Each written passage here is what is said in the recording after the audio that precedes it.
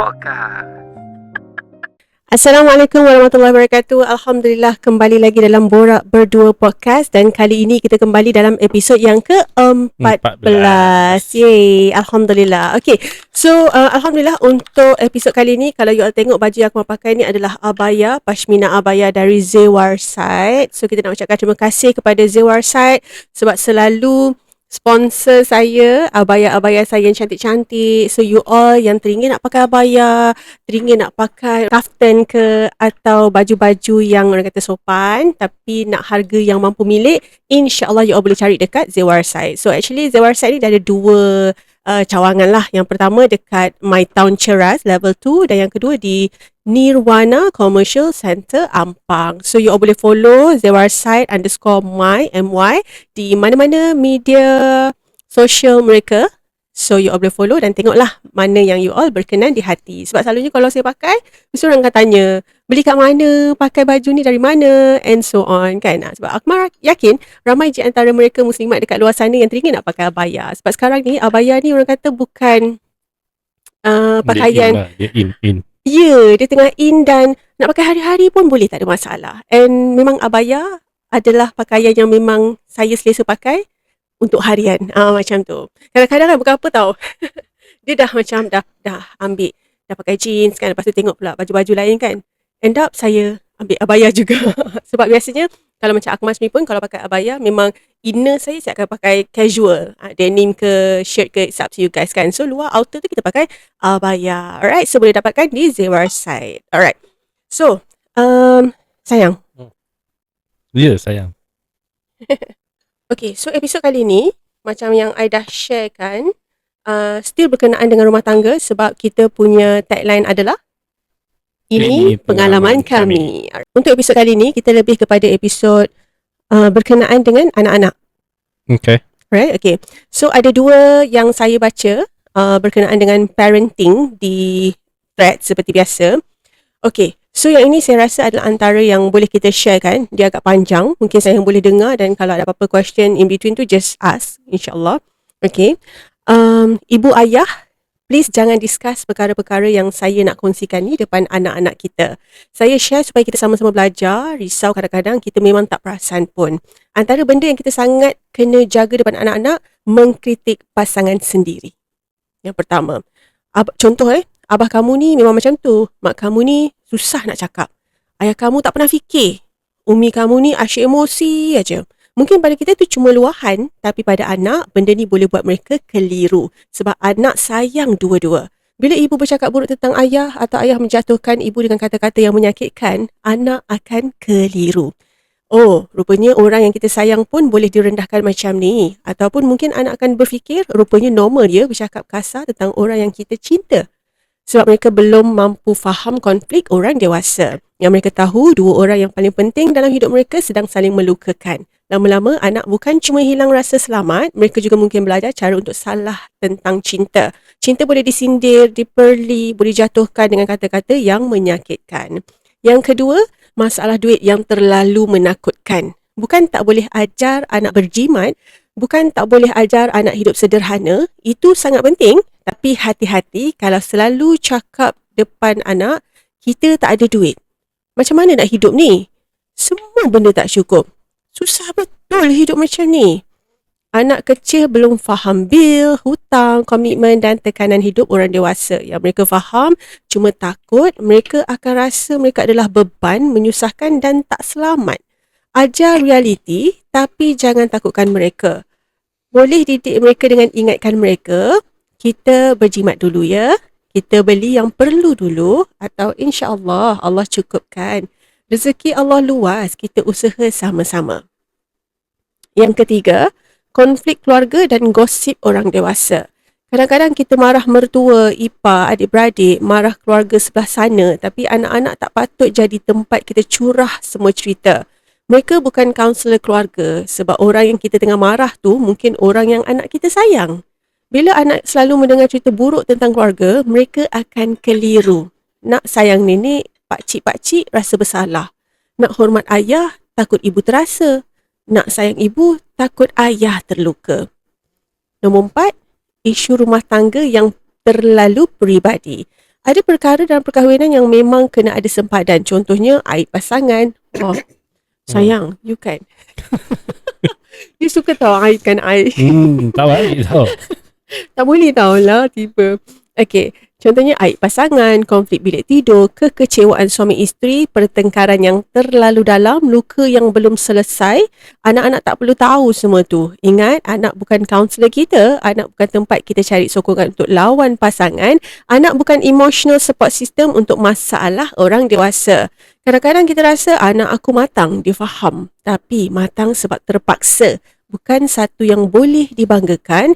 Ada anak nampak diam bukan sebab dia okey. Mungkin dia cuma tak tahu nak letak semua beban tu dekat mana. Masalah orang dewasa, urus cara orang dewasa. Nombor 5, menyalahkan anak bila kita stres. Ini paling kita kena jaga. Sebab waktu penat, mulut memang mudah terlepas. Sebab kamulah ni, Umi penat. Kamu ni memang menyusahkan. Kalau tak ada kamu, hidup Umi tak susah macam ni. Susah sangatlah nak jaga kamu. Mungkin kita tak maksudkan pun. Tapi, anak kecil belum pandai tapis ayat orang dewasa. Apa yang dia dengar, dia akan simpan dan dia percaya. Lama-lama dalam kepala dia, dia rasa, aku beban dan menyusahkan. Aku punca Umi Abi penat dan sedih. Sedangkan anak-anak tak pernah minta dilahirkan untuk jadi tempat kita lepaskan stres. Kalau penat, mengaku penat. Tapi jangan salahkan mereka. Boleh cuba cakap, Umi penat hari ni, tapi Umi tetap sayang kamu. Ayah tengah banyak fikir, tapi ini bukan salah kamu. Umi perlukan masa sekejap untuk tenangkan diri. Kita cuba baik-baik ya. Allah ada. Allah bantu kita. Ayat macam ni nampak simple, tapi untuk anak rasa macam perlukan tau. Ibu ayah, anak-anak tak perlukan rumah yang sempurna. Mereka cuma perlukan rumah yang selamat. Rumah yang bila orang dewasa marah, mereka masih tahu mereka disayangi. Rumah yang bila ada masalah, mereka tak rasa mereka puncanya. Rumah yang bila ibu ayah penat, mereka tak jadikan tempat melepaskan luka. Kita semua tengah belajar. Tak ada ibu ayah yang tak pernah tersilap cakap. Tak ada rumah yang sentiasa tenang. Tak ada keluarga yang langsung tak diuji. Tapi jangan berhenti belajar menjaga lisan. Sebab bagi kita, mungkin itu cuma ayat yang keluar waktu penat. Tapi bagi anak-anak, ayat tu boleh jadi suara yang berulang dalam kepala mereka sampai dewasa dan membentuk apa yang mereka percaya tentang diri mereka. Moga Allah bantu kita jadi ibu ayah yang lebih sedar dalam nak membesarkan amanah Allah ini. Amin. So, I think this is example ataupun satu perkongsian yang sangat Masya Allah. So, saya nak bagi kredit kepada nshahira.omar di Threads. Dia tu siapa? Tak sure siapa. Mari kita tengok profil dia. Not just surviving, living the purpose for him. Allah Subhanahu Wa Taala. Masya Allah. Oh, dia banyak belajar pasal parenting lah. Dekat sini dia ada share poster pasal qawwam men. Membesarkan lelaki qawwam.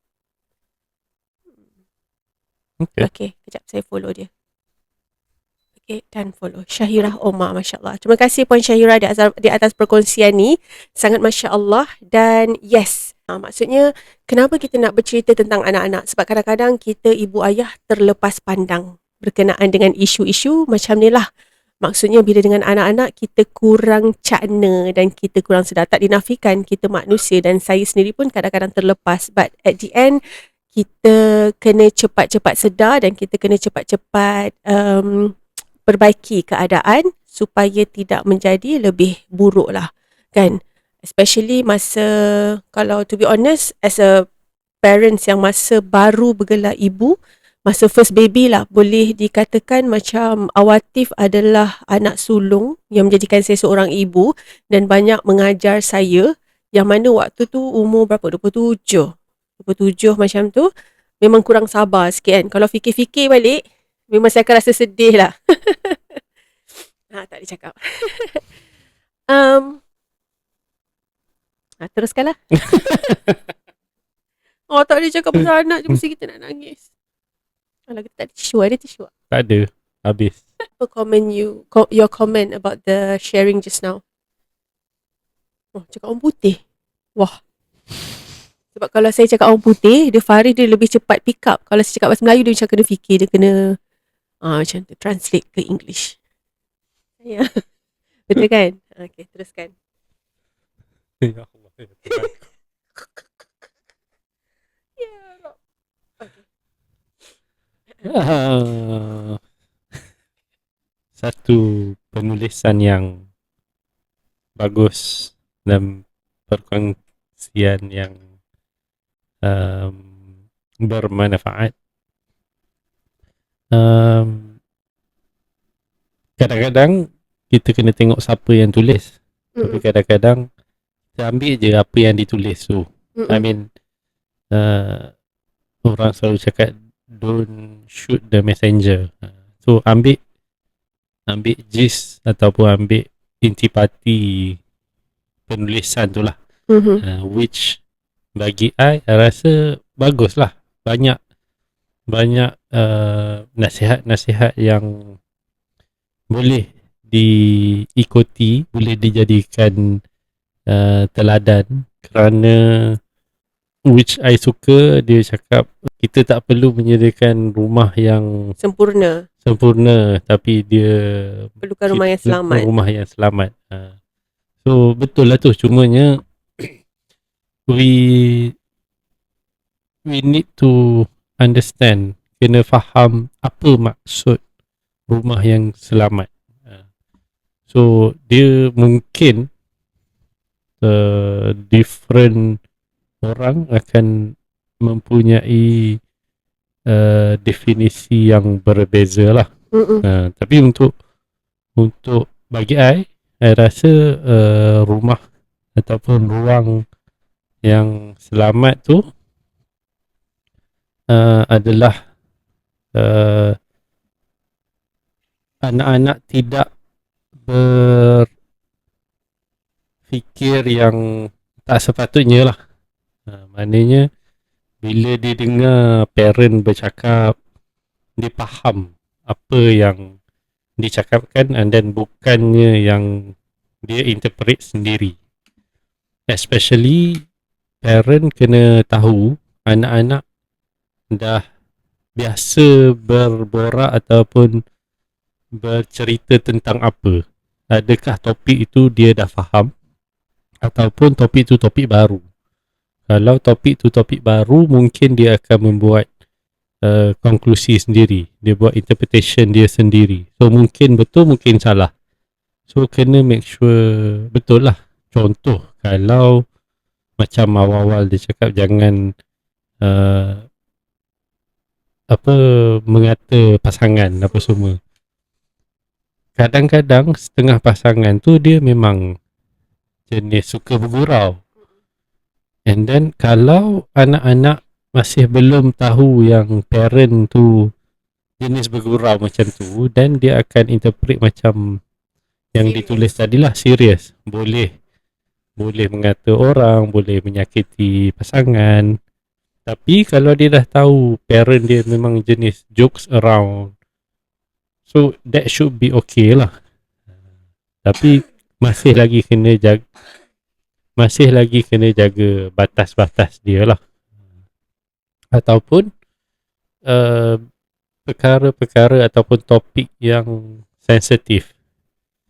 Mungkin pasal keluarga, mungkin pasal kawan, pasal kerja, pasal rakan sekerja, ada masalah apa semua. So bila pasangan ni bagus, dia orang berkomunikasi, bercerita, which is that is form of communication, form of relationship building, bonding. So boleh bercerita, cuma kena tengok environment lah. Kalau anak-anak tu belum faham apa yang diceritakan, apa yang di-sharekan, mungkin tak boleh nak share unless dia dah faham, kita dah explain benda ni macam ni, and then tengok tahap kematangan anak-anak.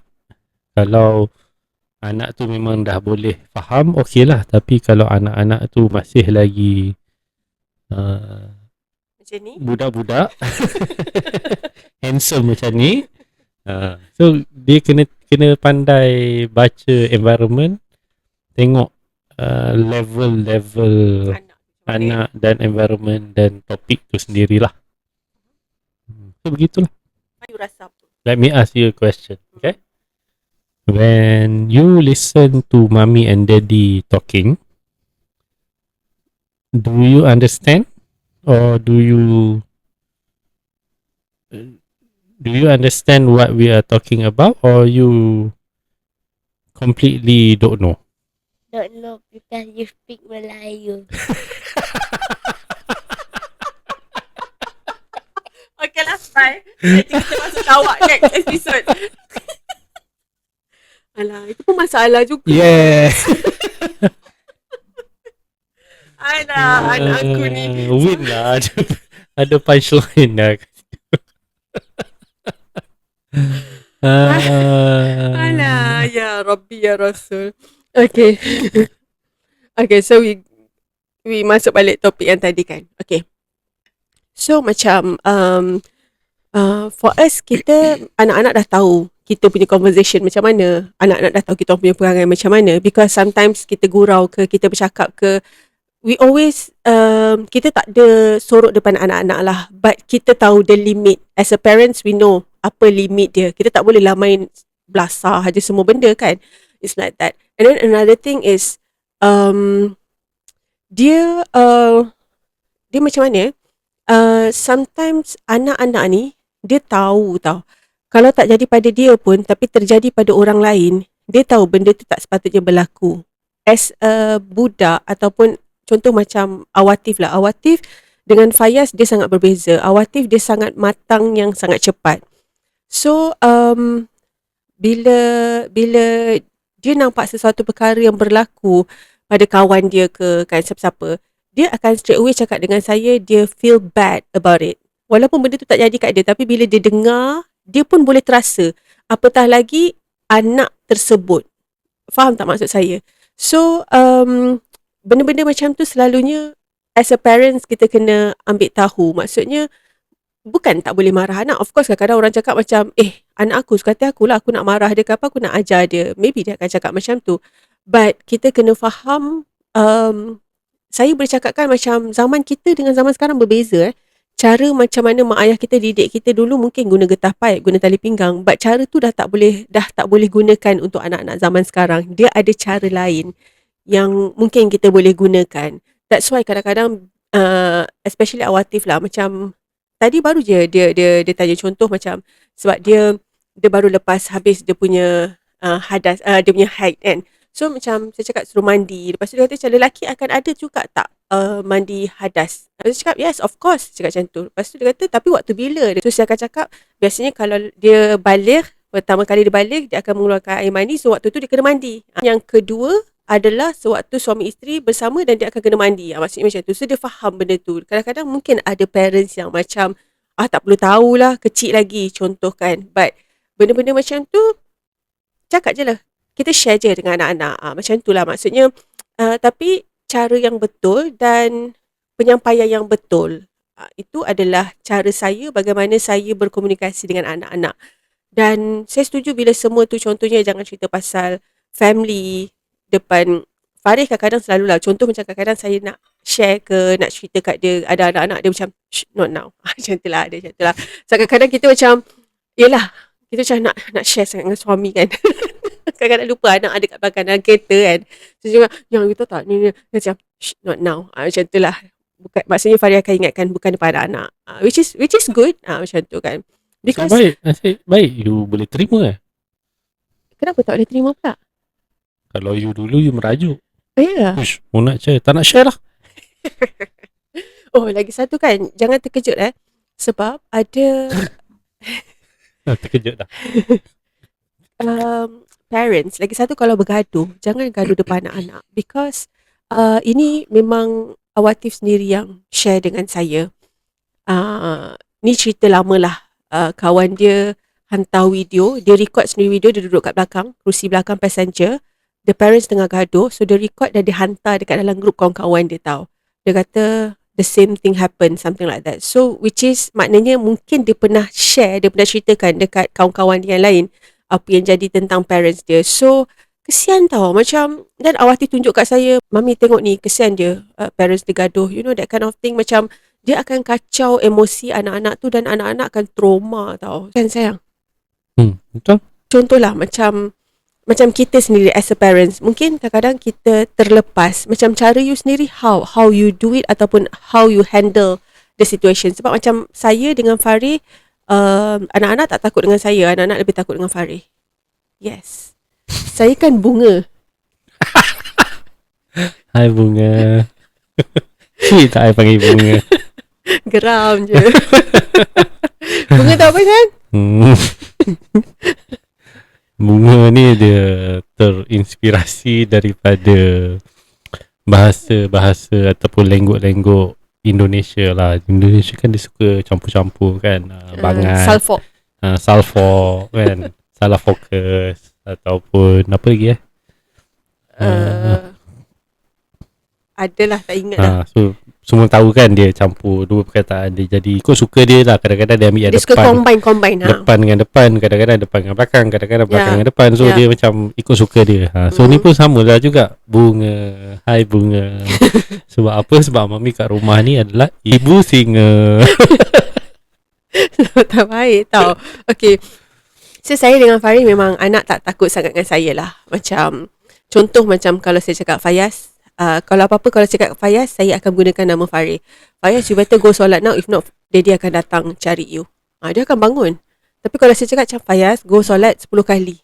Fayaz, go solat, Daddy akan cari you. Bangun, laju dia bangun. Macam tu lah maksudnya. So dia ada balance tau. Dekat rumah macam saya tak garang tapi Farid garang. Macam tu. So nak bagi tahu saya tak garang. You tak garang dengan anak, tapi you garang dengan Mana ada. I ni ya Allah yang I ni paling berlembut dah dengan you sayang. Masya Allah. Alhamdulillah. Saya paling pantang dan saya paling tak suka kalau ada parents yang suka marah anak depan saya ataupun depan orang ramai.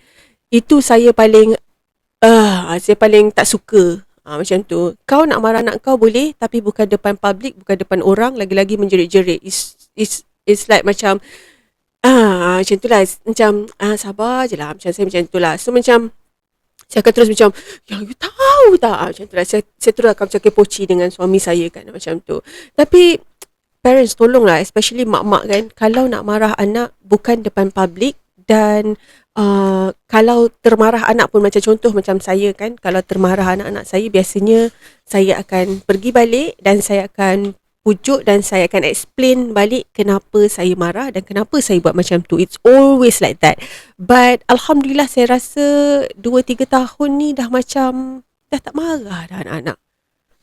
Saya rasa lah, tapi saya tak tahu ada ke saya marah anak-anak. Ada ke? Ada ke sayang? Jarang lah kan. Dia marah cara berbeza. Dia tak ada tengking-tengking dia. Dia ayat pedas ataupun ayat bebel ataupun ayat disappointed. Iyalah. Ya. Macam tu je lah. Tapi kan hari tu kan saya ada buat Fayaz menangis. Sebab apa masa tu kita cakap pasal apa I macam tak apalah, you tak sudi mami. Lepas tu dia nangis. Apa kisah apa waktu tu? You cakap dia apa pasal tak duduk sebelah you ke, tak angkat makan untuk you ke, something like that lah. Fayaz dia sangat jiwa dia sangat sensitif tau. Macam daddy dia. Dia macam mami dia. Tadi kan macam I nangis dah. Macam tu. So macam hati tisu. Fayaz, boleh kata anak-anak saya semua ikut saya lah. Dia macam Ya, betul ya. Anak-anak saya semua macam sensitif. Betul. Ikut saya, ikut Betul. Farid. Sebab Farid pun seorang sensitif. Saya tak boleh macam, kalau saya nak cakap dengan dia, saya kena macam, sayang, kita duduk berbincang boleh? Dia macam tu. Dia tak boleh macam, sayang, jom bincang. Dia tak boleh. Sayang, kita duduk berbincang boleh? Dia macam tu.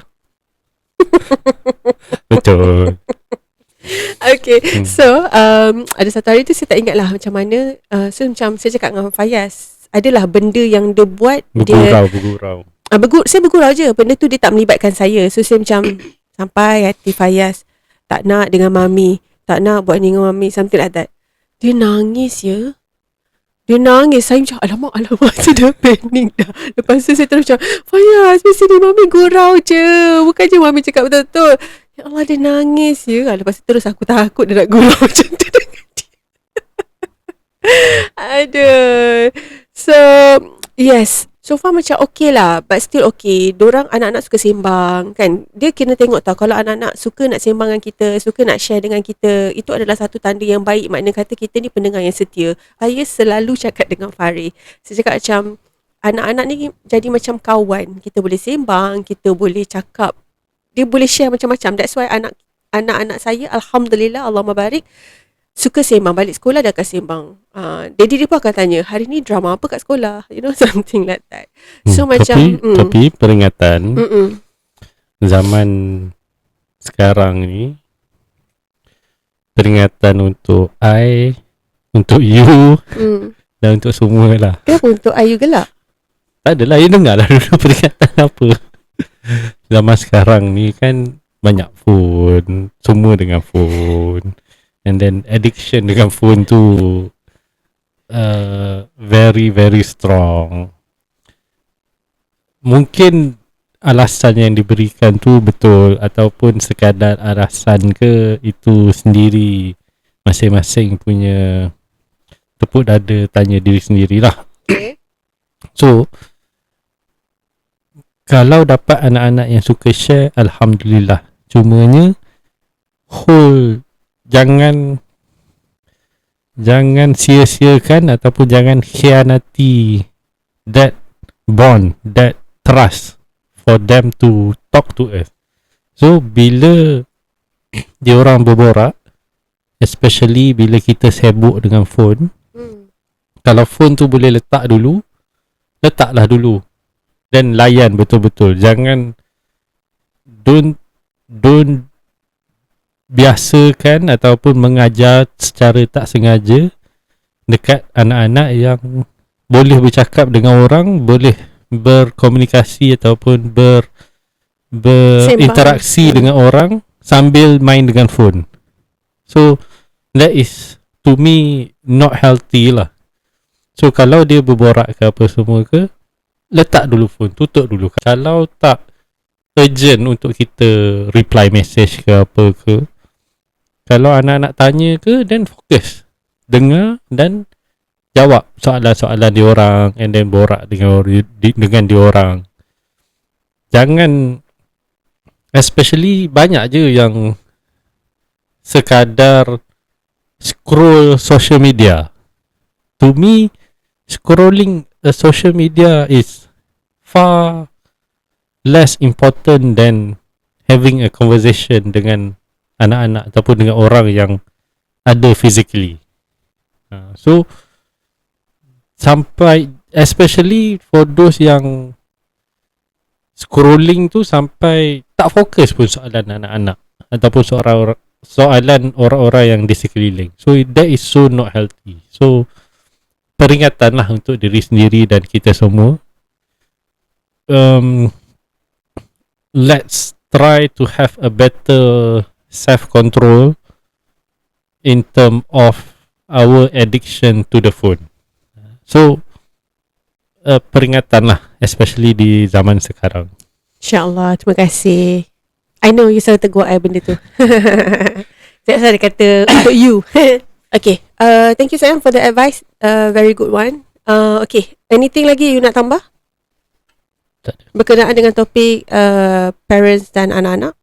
Cukup lah tu. Bila kita dapat elakkan ataupun kita tak buat perkara-perkara yang tadi tu, maksudnya apa yang Puan Syahirah tadi sharekan tu, dia insya-Allah kita akan dapat kita dapat mendidik, membesarkan anak yang orang kata dia ada common sense ataupun dia boleh berfikir bagaimana cara ibu ayah dia besarkan mereka lah, the environment and all. Okay, that's why kadang-kadang bila contoh, kadang-kadang Fayaz dia suka ikut saya pergi pasar tu. Kalau dia pergi pasar tu, saya akan cakap macam, okay Fayaz tolong ambil ni, dia akan ambil. So saya cakap, Fayaz nanti satu hari nanti you dah besar, you dah kahwin, bila you dah ada isteri nanti, you kena buat macam ni juga dekat isteri you. You bawa dia pergi pasar, you tolong dia and so on. So dia faham benda tu, you know, benda-benda simple je, sambil-sambil gurau-gurau cakap-cakap macam tu ke, dia senyum je kan, macam tu lah. So you dah boleh bayangkan muka dia macam mana kan. That's why. So macam dia okay je, dia okay mami, dia macam tu je. Tapi dia seorang yang sangat-sangat manja lah. So macam alhamdulillah, memang saya juga bersyukur sebab apa, Farih dia seorang yang contoh, kalau macam saya tak ada dalam kawasan, saya di luar kawasan, dia boleh bawa keluar anak-anak dia boleh ada me time dengan anak-anak dia, which is benda tu pun adalah sesuatu yang saya rasa sangat saya hargai lah. Mungkin ramai juga ayah yang buat macam tu dekat luar sana. Kalau isteri tak ada, isteri terpaksa bekerja, dia akan bawa anak-anak dia keluar kan, which is very good. Itu adalah salah satu cara, sebab kadang-kadang ada orang yang macam tak boleh tunggu bini baru boleh nak keluar, you know, that kind of thing. So macam kalau kita boleh buat sendiri ataupun boleh ada bonding between the daddy and the kids, why not kan, macam tu lah.